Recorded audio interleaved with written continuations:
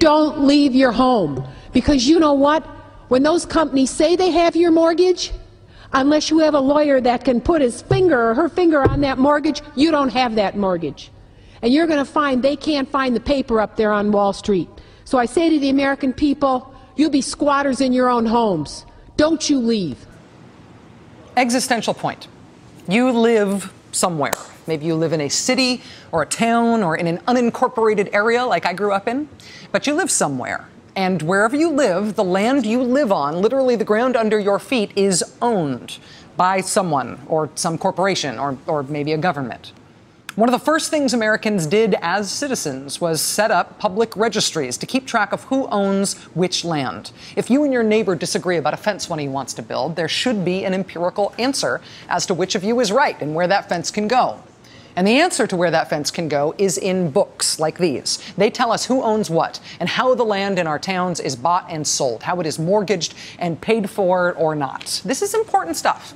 And the public record is a clear thing, or it should be when the system works right. I want you to meet Lori Lanier. Lori Lanier lives in Greensboro, North Carolina. This is her here driving. Lori showed our producer Laura Conaway around Greensboro, North Carolina this week.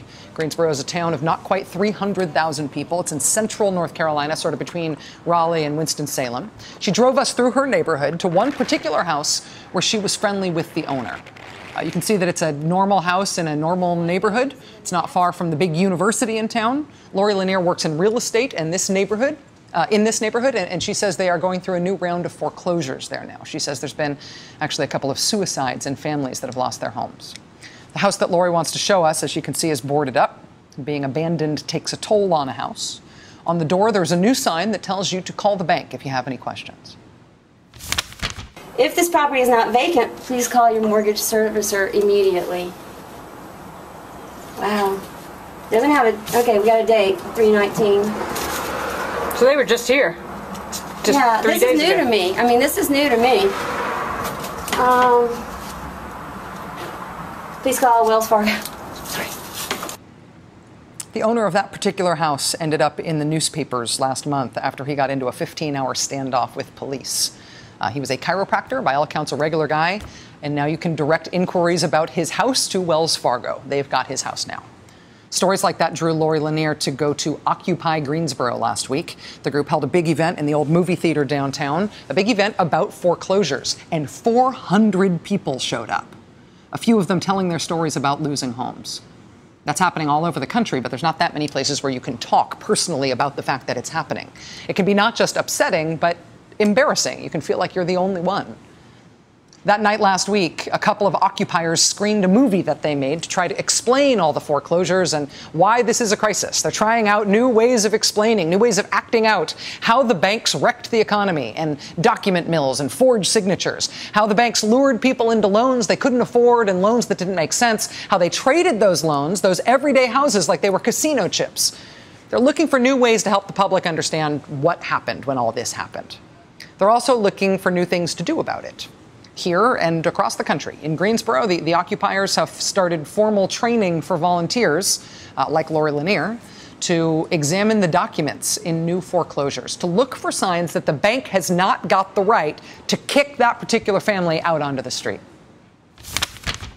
You'll be trained to seek out evidence of fraud, including robo-signing. If the documents don't hold up to scrutiny, then the bank might not be able to foreclose, or the family might at least be able to get into a better position to negotiate an extension or a new payment plan or something. Already, Occupy Greensboro filled up its first fraud detection training. 35 regular Americans, just citizens, saying they are ready to dive into records at the county clerk's office to help some homeowner they maybe don't even know. And more North Carolina counties are asking for classes like this, too. Going after the banks by going through their paperwork turns out to be not that hard to do. Regular people can do it with a little training. And people want to do it. It's popular. People want to take these trainings and learn how to do this thing. It kind of makes you a mix between a geek and a save your house superhero. And the popularity of doing this, though, is in part because it works. These folks diving into bank records for signs of mortgage fraud, it is looking more and more like they may really be onto something. This is Jeff Thigpen in his office in Greensboro, North Carolina. He's the elected County Register of Deeds, which under normal circumstances is one of the most humble, little-noticed jobs in government, right? Jeff Thigpen's got Greensboro records going back to 1771. If you ask him, he will pull down the old books and show them to you. All this documentation of who owns what, signed by actual humans using their real names and old-fashioned ink in the 1700s. The records showing who owns what, going back as long as the government exists, basically. It's who owns what land and who owes who money for it. But Jeff, this county register, says he cannot be sure anymore who owns what in Greensboro, or who owes whom, or who has the right to kick anybody out of their house and into the street for not paying. Jeff Thigpen's little county register office in North Carolina went back through a few years of records, and they found, just for a few years, thousands of documents filed by big banks and mortgage companies in these document mills. Thousands of documents that Jeff Thigpen says look to him like forgeries. Like the companies that filed them just did not care. I can't make up my mind as to whether or not they're walking over me or they're just completely ignoring me, you know. And both are pretty humiliating, you know. It's just kind of take your pick. Which one is it? And Except that now you can sue. yes, we can sue. Last week, Jeff Thigpen's little county office took more than 24 big banks and mortgage companies to court. It's Jeff versus Bank of America, Jeff versus Wells Fargo. He says they wrecked 250 years of fair dealing in his county, and it's his job to fix it. Quote, this lawsuit seeks to have defendants clean up the mess they created. That's from paragraph 1. It is hard to put a legal case more plainly than that. Jeff Thigpen wants the court to appoint an investigator to go through the documents on people's houses, to find the mistakes and to set things right. He wants the banks to clean up the mess he says they have made for his office, the mess they have made in his county by making a mockery of the legal paperwork that you need to prove you own something in America. He says until the banks do that, the people of his county cannot buy and sell property with any real confidence about who owns it. The records, he said, have been that corrupted by the banks.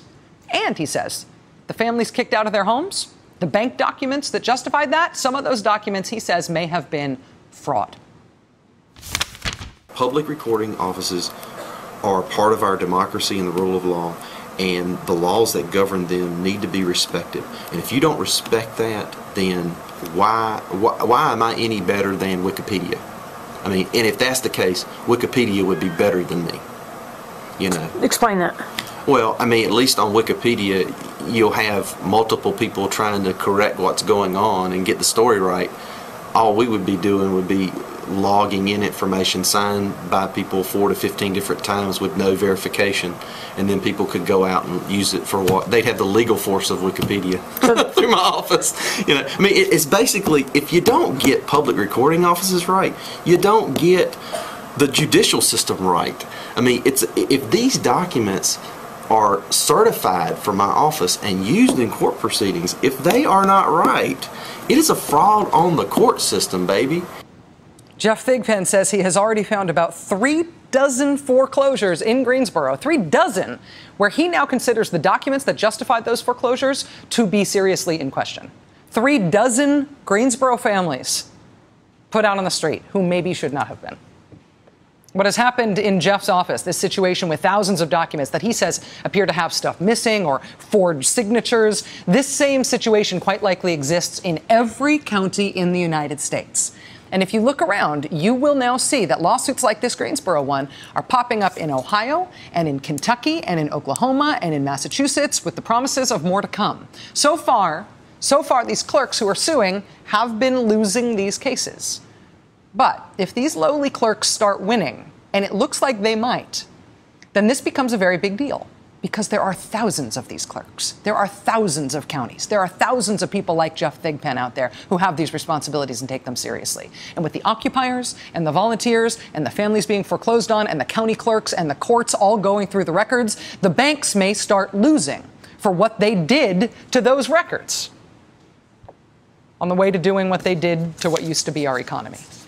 If the clerks start winning, we might start proving that the early warnings were right, like Marcy Kaptur back in the dark winter of 2009, when she told Americans to be squatters in their own homes. Because while the banks were getting rich trading and gambling on your houses, they did not bother doing the work to prove who owned anything, or who owed anything, for that matter. At the time she made it, that argument from Marcy Kaptur sounded revolutionary and impassioned. It was a manifesto from the populist fringe. That argument is no longer fringy.